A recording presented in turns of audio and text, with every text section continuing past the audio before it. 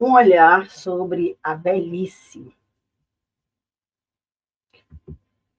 Eu quero começar essa nossa fala de hoje trazendo aqui de Comfort, tirado de uma disciplina da perspectiva das perdas ao envelhecimento saudável, que diz o seguinte: o envelhecimento é um processo intrínseco, inevitável e irreversível, associado à idade, e que resulta na perda de vitalidade orgânica e aumento da vulnerabilidade. Eu já dei nomes a esses três Is do envelhecimento: intrínseco, inevitável e irreversível. Intrínseco, porque faz parte da vida do ser humano. Todos nós vamos envelhecer. Todos os seres humanos, todos os animais, todos vamos envelhecer. Inevitável, porque não há como impedir esse avanço, a não ser que se morra jovem. Do contrário, não há como impedir. Não existe tratamento, não existe procedimento, não existe creme, nada que impeça de acontecer esse avanço. Irreversível, porque não há como a gente voltar da velhice para a juventude ou para a infância. No final do ano de 2024, eu concluí o meu curso de serviço social. E embora eu tenha dito para mim mesmo e até para pessoas em torno, familiares e amigos, que não iria mais fazer nenhum estudo, eu me matriculei numa pós-graduação sobre envelhecimento humano. O tema chamou muito a minha atenção, era algo que eu realmente estava buscando. E quando eu acessei o conteúdo que estava disponível na plataforma, o curso ainda não começou, mas existe um conteúdo disponível, eu me dei conta do quanto que eu desconhecia sobre essa etapa da vida que acomete a todos nós. O primeiro questionamento que me ocorreu foi: por que esse material não é ofertado quando se está em condições de mudar o rumo da vida e se preparar melhor para a velhice? Porque desde que nós nascemos, que somos levados a nos preparar para a vida, mas para uma vida de realizações materiais, de vitórias, boas condições financeiras, destaque em áreas diversas. No entanto, a preparação para a finitude, que é realmente a fase que nos aguarda, a não ser que a gente morra jovem, como eu falei agora há pouco, é negligenciada. E, de repente, a velhice surge à nossa frente como uma imensa placa a nos dizer: início do último percurso. A gente estuda tanta coisa sem importância ao longo da vida, mas somente a partir de um curso específico é que a gente vai ter contato com informações extremamente importantes para esse momento tão delicado de nossas vidas. E não são todas as pessoas que têm acesso a esse conteúdo, que pode mudar e melhorar as condições do envelhecimento. Nós vivemos numa sociedade onde não existe lugar para a velhice, onde a pessoa idosa passa a ser um peso para as famílias, que em sua maioria não respeitam a pessoa idosa, desconhecendo-lhe o valor e seus direitos. E isso é determinante para se temer tanto a velhice.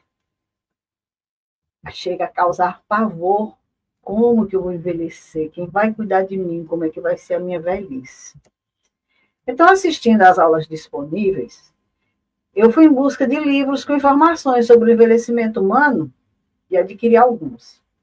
Então, dentre eles, eu comecei a fazer uma leitura de um que eu achei bem especial e trouxe para a nossa conversa de hoje um pouco do prefácio da autora, que é a doutora Becca Levy. O título é A Coragem de Envelhecer, a ciência de viver mais e melhor. A doutora Becca Levy é professora da Universidade de Yale e é a maior especialista em todo o mundo em psicologia do envelhecimento. Logo no prefácio, a doutora Becca comenta sobre um momento que ela vivenciou no Japão durante o feriado nacional, chamado Keiro no I, que se traduz como Respeito ao Dia do Idoso, onde pessoas do país inteiro cruzam o arquipélago em trens de alta velocidade, barcos e automóveis para visitar os mais velhos. Nesse dia, diz ela, os restaurantes servem refeições gratuitas aos idosos.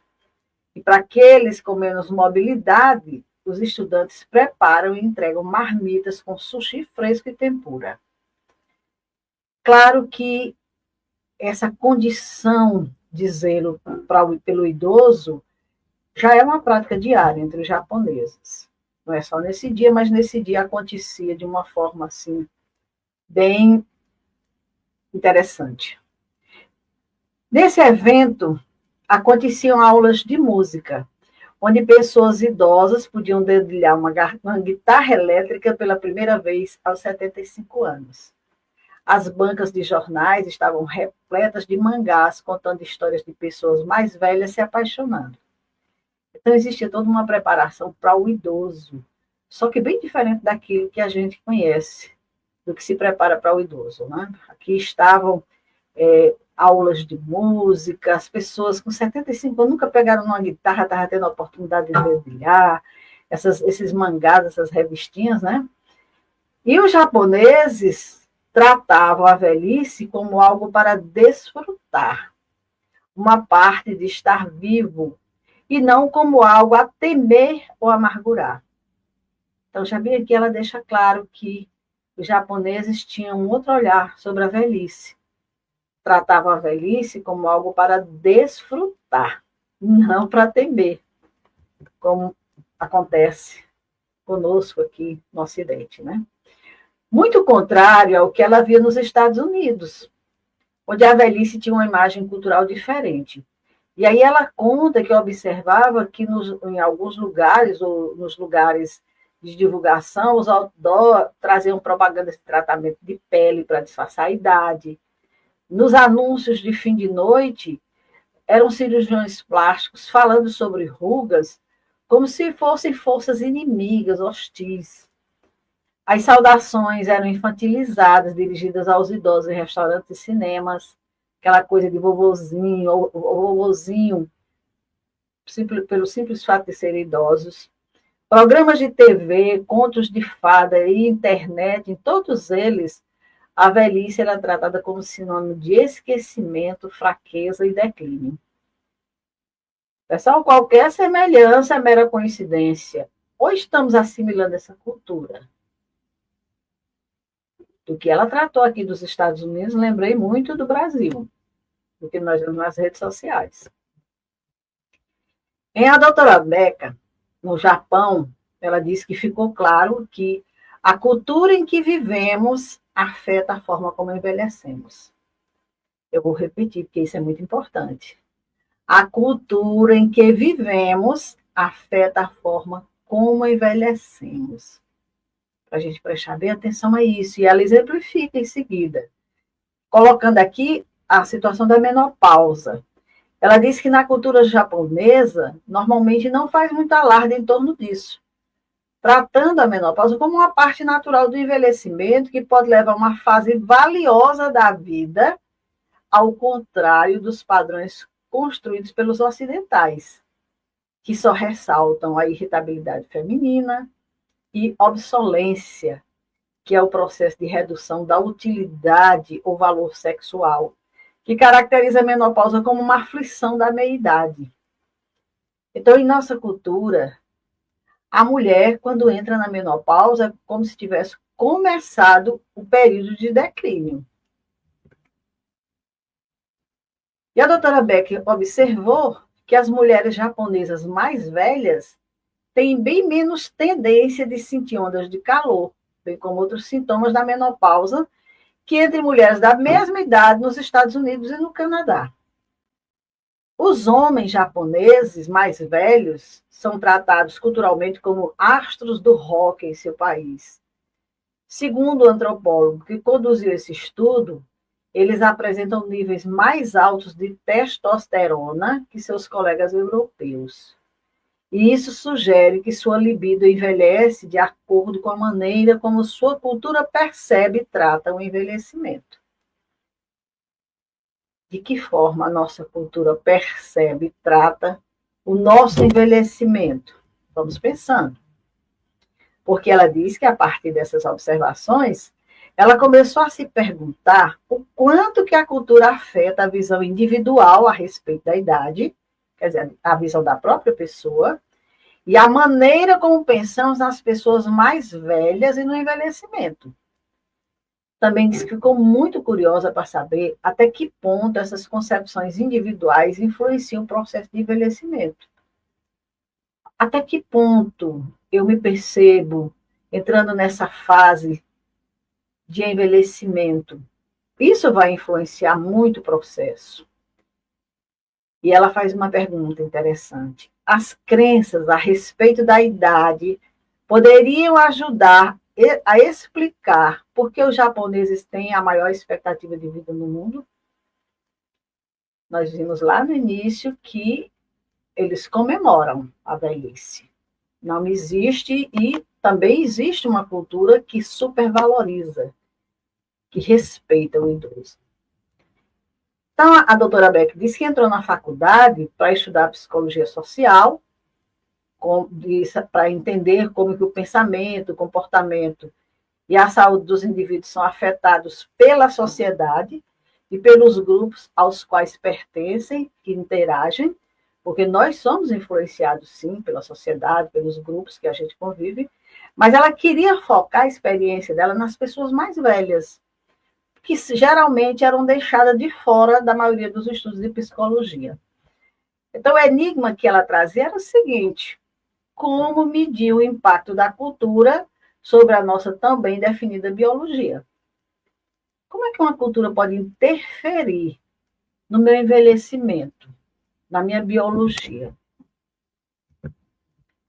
E aí, quando ela fez vários estudos, ela descobriu um dado bem interessante, que diz o seguinte: pessoas mais velhas, com uma visão mais positiva do envelhecimento, prestem bem atenção, visão mais positiva do envelhecimento, tinham melhor desempenho físico e cognitivo, que é a capacidade de adquirir conhecimento e desenvolver emoções, o cognitivo. Tinha muito mais condição, estavam muito melhor nesse desempenho físico e cognitivo do que aquelas com a visão mais negativa. Então, o negativismo não ajuda a ninguém. A visão positiva, sim. E eram mais propensas a se recuperar de alguma deficiência grave. Tinham uma memória melhor, andavam mais rápido e até viviam mais. Simplesmente com esse dado aqui, visão mais positiva do envelhecimento. Também ela conseguiu demonstrar que muitos problemas cognitivos e fisiológicos que a gente relaciona ao envelhecimento, como perda auditiva, doenças cardiovasculares, também são produtos das visões da idade absorvidas do nosso ambiente social. E que essas visões podem até atuar como um amortecedor contra o desenvolvimento da demência em pessoas portadoras do temido gene do Alzheimer. Então, essas visões que a gente absorve da sociedade, do ambiente social, se for uma visão negativa, ela vai nos destruir. Mas se for positiva, ela com certeza vai atuar como um amortecedor, como ela diz aqui, contra o desenvolvimento da demência em pessoas portadoras do temido gene do Alzheimer. Essa informação aqui é muito importante, é muito interessante. E ela disse que no laboratório dela, lá na Universidade de Yale, ela conseguiu melhorar o desempenho da memória, da locomoção, do equilíbrio, da velocidade e até da vontade de viver das pessoas, ativando os padrões positivos de idade. Então, assim, fazendo com que essas pessoas tenham uma visão diferente desse momento da vida. Padrões positivos de idade.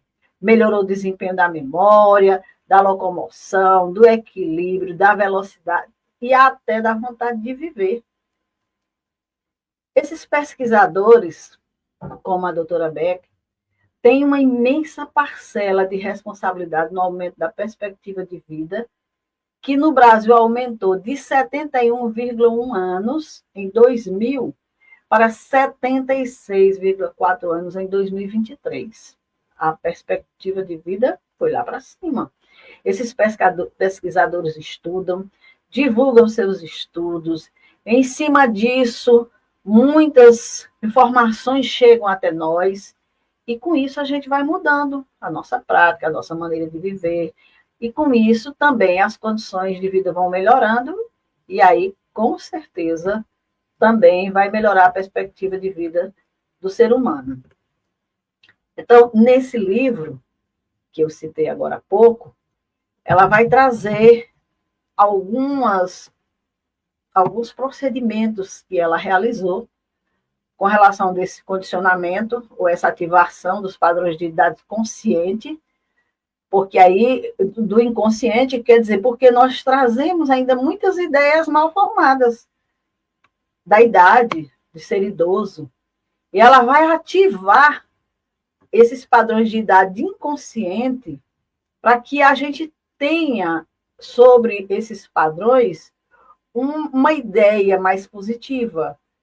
E aí, como nós podemos fortalecer nossas ideias sobre o envelhecimento? Ela vai trabalhar isso. E diz, com a atitude mental e as ferramentas certas, podemos mudar nossa visão em relação à idade. Mas, para chegar à origem dessa visão, a cultura etarista, ou seja, preconceito, intolerância, discriminação contra pessoas com idade avançada, precisa mudar.